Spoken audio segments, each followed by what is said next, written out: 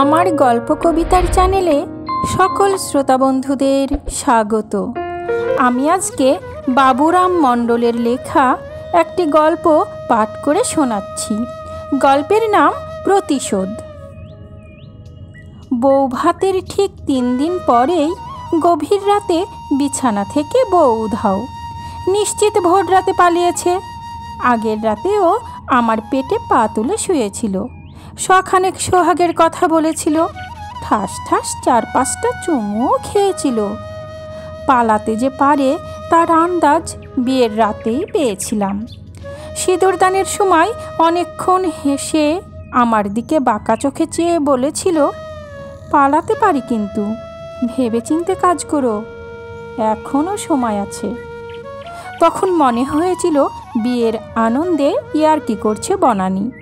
সেটা যে এভাবে এত তাড়াতাড়ি বাস্তব হবে স্বপ্নেও ভাবিনি। মাসখানেক আগে বিয়ে ঠিক হয়েছিল। রেজিস্ট্রি করব বলে ফর্ম ফিল আপ করেছিলাম। 2-3 জায়গায় ঘুরতে নিয়ে গেছি। ফোনে লক্ষাধিক মিনিট প্রাক বিবাহের প্ল্যান সেরেছি। দুজনে হাবিজাবি বকেছি, নানা ধরনের ইঙ্গিত করেছি। তখন কিছু হলো না। আর এখন সবার মুখে চুনকালি লেপে একেবারে আফসোস হচ্ছে তখন কেন বনানীর কথা বিশ্বাস করলাম না। আর একটু তলিয়ে ভাবলাম না। 1 মাস গল্প করে মেয়েটাকেও চিনতে পারলাম না। শুনেছি বউ হারালে মাথা ঠিক থাকে না। সত্যি তাই। ঘন্টা 2-এর মধ্যেই মেজাজ বিগড়ে গেল। ইস, তখন যদি বনানীর কথা বিশ্বাস করতাম, এই ফ্যাচা কলে পড়তে হতো না। বউ পালানো পুরুষ আর দাঁত হারানো গরুকে নাকি কেউ সম্মান করে না। বিয়ের 5 দিনের মাথায় যার বউ ভাগে তাকে খোঁজা নপুংসক বলে লোক দেখিয়ে দিলেও কিছু বলার থাকবে না। ভোরে উঠে সর্বাগ্রে মাকে জানালাম। মা সব শুনে বিস্মিত হয়ে চোখ বড় বড় করে বললেন, চুপ চুপ, কেউ যেন জানতে না পারে, খবরদার কাউকে বলিস না। ইস, মুখে একেবারে চুনকালি লেপে দিয়ে গেল গো। এরপরে ভোল বদলে আমার উপরেই খেপে উঠল মা। চাপা গলায় বলল, বিছানা থেকে বউ পালালো, টের পেলি না? অপদার্থ হাবা একটা, যা ভাগ, আমার নালিশ করতে এসেছে। মায়ের কথায় অত্যন্ত ভয় পেয়ে গেলাম। ভালো করে চোখ মুছে হাই তুলে বললাম, কি হবে মা? মায়ের চোখে মুখেও তখন ভয়ের চিহ্ন। গলা নামিয়ে চুপি চুপি বলল, কেউ যেন জানতে না পারে। জিজ্ঞেস করলে বলবি বাপের বাড়ি গেছে, আসতে দেরি হবে, ওর এক্সাম চলছে ইউনিভার্সিটিতে। বনানী উচ্চ মাধ্যমিকে ইংরেজিতে ব্যাক। কি করে ইউনিভার্সিটিতে এক্সাম থাকবে? এ তো ডাহা মিথ্যা। এখন দেখছি বউ হারিয়ে মিথ্যেও বলতে হবে। সবচেয়ে বড় কথা, মা মিথ্যে শিখিয়ে দিচ্ছে। বউ হারালে মনে হয় সবাইকে দল বেঁধে মিথ্যে বলতে হয়। একটু পরেই দেখলাম মা বাবার সঙ্গে ফোনে অত্যাধিক উত্তেজিত হয়ে কি যেন বলছেন। নিশ্চিত বউ হারানোর গল্প।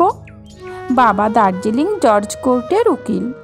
ওখানে ডিবিগিরি রোডে আমাদের একটি বাড়িও আছে। ঠাকুরদা শখ করে কিনেছিলেন। বাবা এত সকালে ঘুম থেকে উঠেন না। এখানকার বিয়ে থা আত্মীয় স্বজন বিদায় করে গতকালই পৌঁছেছেন দার্জিলিং। আর আজ 7 সকালে আবার এই খবর। খানিক পরেই মা ছুটতে ছুটতে এসে উদ্বিগ্ন হয়ে বললেন, বাঁচতে চাইলে পালা, মেয়ে যদি কেস করে না, সোজা হাজত, তোর বাবাও বাঁচতে পারবে না। মারাত্মক ভয় পেয়ে গেছি। আতঙ্কে বাড়ি ছেড়ে পালাচ্ছি। তবে একটাই বাঁচোয়া, মা সঙ্গে আছেন। উকিল বাবার কাছে দার্জিলিং যাচ্ছি, কিন্তু একটা ব্যবস্থা হবেই। অত্যাধিক বেশি দামের টিকিট কেটে যখন বাগডোগরা এসে নামলাম তখন বিকেল। ট্যাক্সি ধরে ঘুম স্টেশনে এসে দেখি মারাত্মক জ্যাম। রাত্রি 9টা বেজে গেল বিডিগিরি রোড পৌঁছাতে। রাতে বাবা গম্ভীর হয়ে সমস্ত কিছু মনোযোগ দিয়ে শুনে এই মারেন কি সেই মারেন। আমি যে বড় হয়েছি, অ্যাডাল্ট হয়েছি, বিয়ে করেছি, সেটা ভুলে গেছেন। এই বয়সে ছেলেপুলোকে কেউ ধমকায় না, মারেও না। আমার বউ হারিয়েছে বলে ওনার কোনো দুঃখ নেই, যত দুঃখ বউ ভাতের টাকা খরচ নিয়ে। কয়েক লক্ষ টাকা যে জলে গেল সেইটা বারে বারে শোনালেন। আমি যে মহা অপদার্থ সেটাও আকার ইঙ্গিতে বোঝালেন। শেষে ভেঙচি কেটে বললেন, একটা বউ ধরে রাখার ক্ষমতাও রাখো না। রাতে দেখলাম মা বাবার সঙ্গে একান্তে গোপন বৈঠক করছেন। নিশ্চিত কেস সাজাচ্ছেন, বাঘা উকিল বলে কথা। ছেলেকে বাঁচাতে না পারলে সম্মান নিয়ে কথা উঠবে, বংশের নামে কলঙ্ক রটবে। বাবা আমার সঙ্গে একটিও কথা বললেন না, সান্ত্বনাও দিলেন না।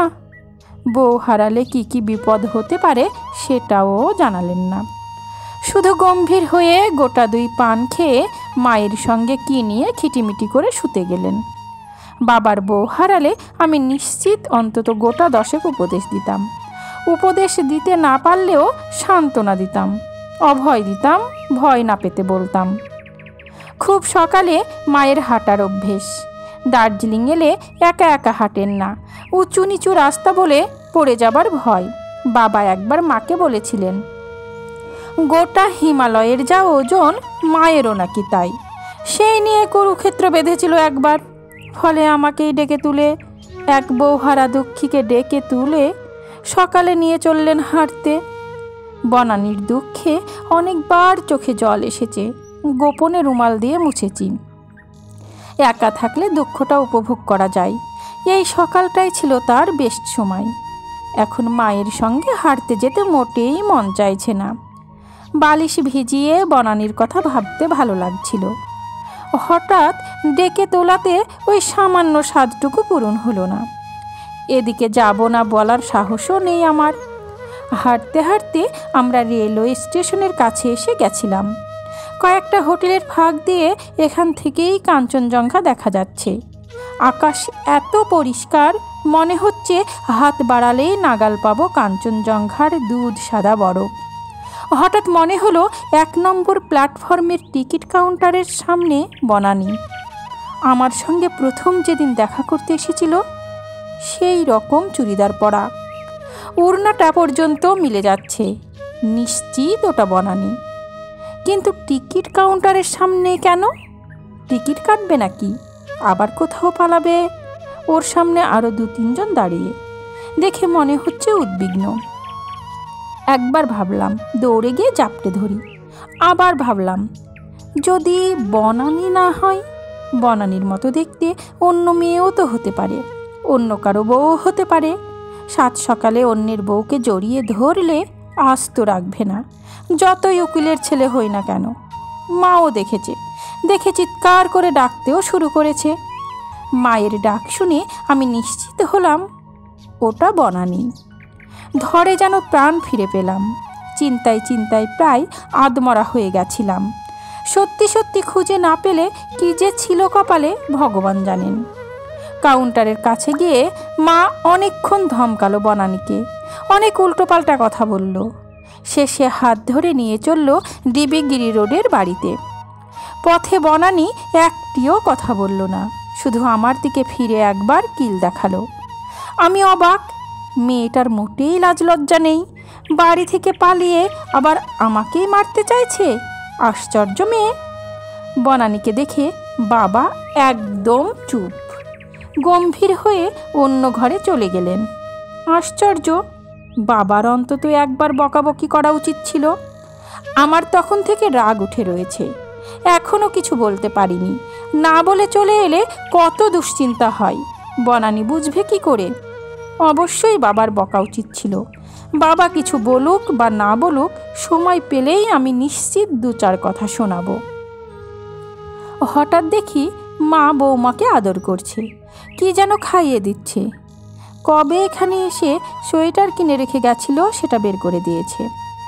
এবার আর থাকতে না পেরে ঝড়ের বেগে মায়ের কাছে গিয়ে উগ্র মূর্তি ধারণ করে বললাম, তুমি তো আচ্ছা মানুষ। যে মেয়েটা কাউকে কিছু না বলে পালিয়ে আমাদের ভোগান্তি বাড়ালো, তাকে তুমি আদর করে খাওয়াচ্ছ, সোয়েটার বের করে দিয়েছ? মা এবার বিজ্ঞের মতো হাসল, চোখে মুখে রহস্যের ভাব ফুটিয়ে বলল, ছোট্ট একটা প্রতিশোধ নিলাম বুঝলি। অবশ্য তোর মতো গাধার এটা বোঝার কথা না। তোর বাবার যেমন চামড়া মোটা, তোরও তাই, দুটোই এক গোয়ালের গরু। আমি গরু?